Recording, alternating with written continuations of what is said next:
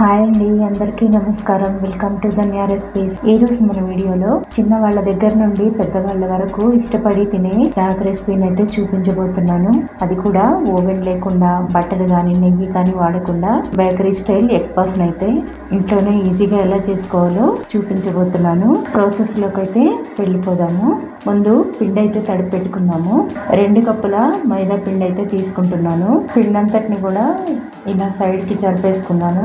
మీకు నచ్చిన విధంగా అయితే మీరు కలుపుకోండి. నేనైతే ఈ విధంగా కలుపుకుంటాను. కొద్దిగా సాల్ట్, 1/2 టీ స్పూన్ అంతా షుగర్ వేసాను. ఆ క్లిప్ మిస్ అయిపోయిందండి. 1 టేబుల్ స్పూన్ ఆయిల్ వేసుకుంటున్నాను. కొద్దిగా చల్లటి వాటర్ అన్నమాట. ఇవి కూల్గా ఉన్న వాటర్ వేసుకొని పిండి అంతటిని కూడా బాగా తడుపుకోవాలి. ఇలా చల్లటి వాటర్ తోటి తడుపుకోవటం వల్ల పిండి స్టిఫ్ గా ఉంటుంది. పఫ్స్ కూడా తయారు చేసుకోవడానికి ఈజీగా ఉంటాయి అన్నమాట.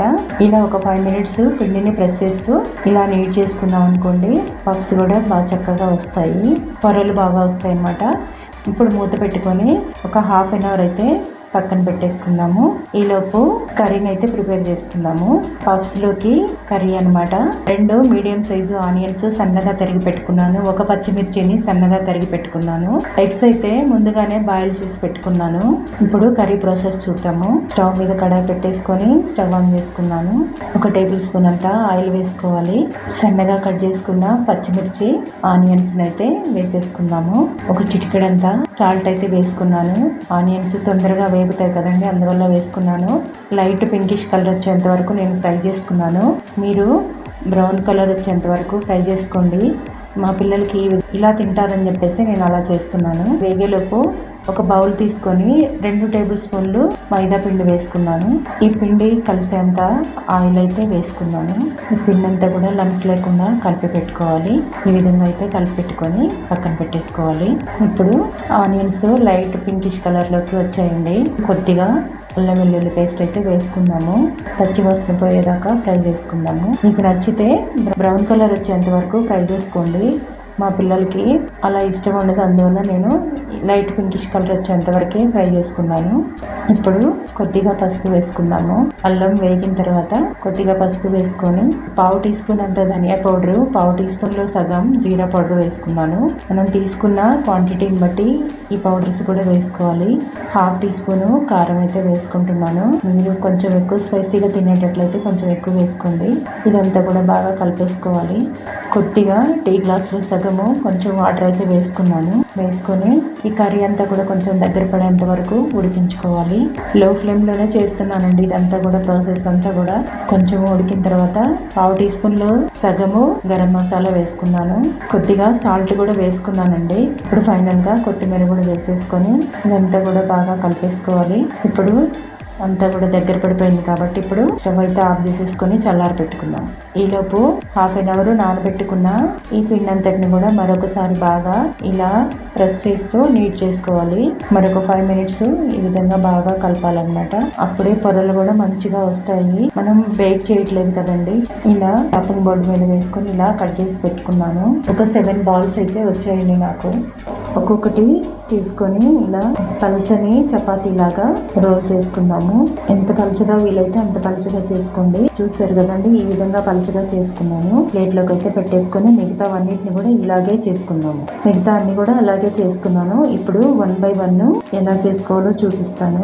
ముందుగా కలిపెట్టుకున్న మైదా ఆయిల్ మిశ్రమం ఉంది కదండి, అది కొంచెం కొంచెంగా వేసుకుంటూ ఇదంతా కూడా స్ప్రెడ్ చేసుకోవాలి. ఇదంతా బాగా స్ప్రెడ్ చేసుకున్న తర్వాత పైన కొంచెము పిండి అనేది చల్లుకోండి.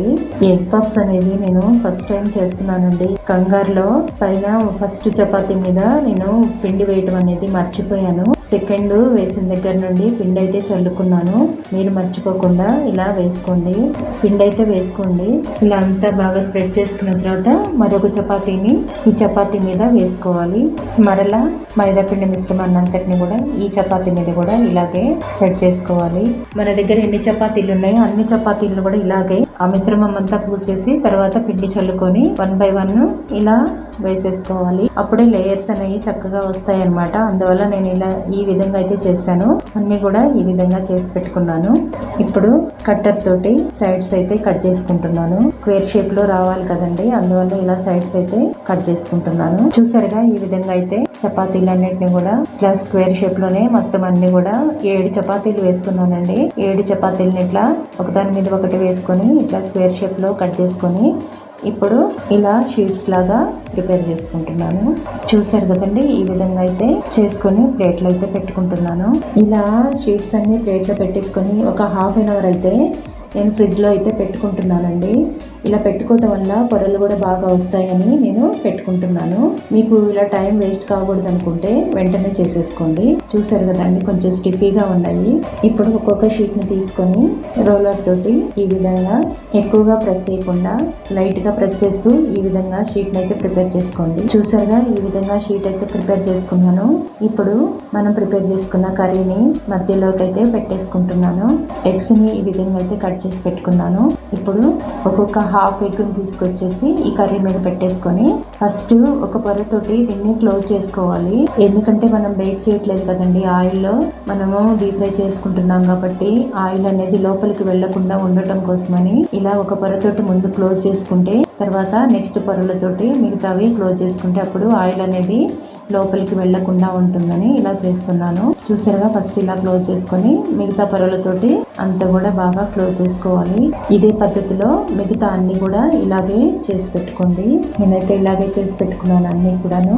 చూసారు కదండి, ఈ విధంగా అయితే అన్ని కూడా చేసుకోవాలి.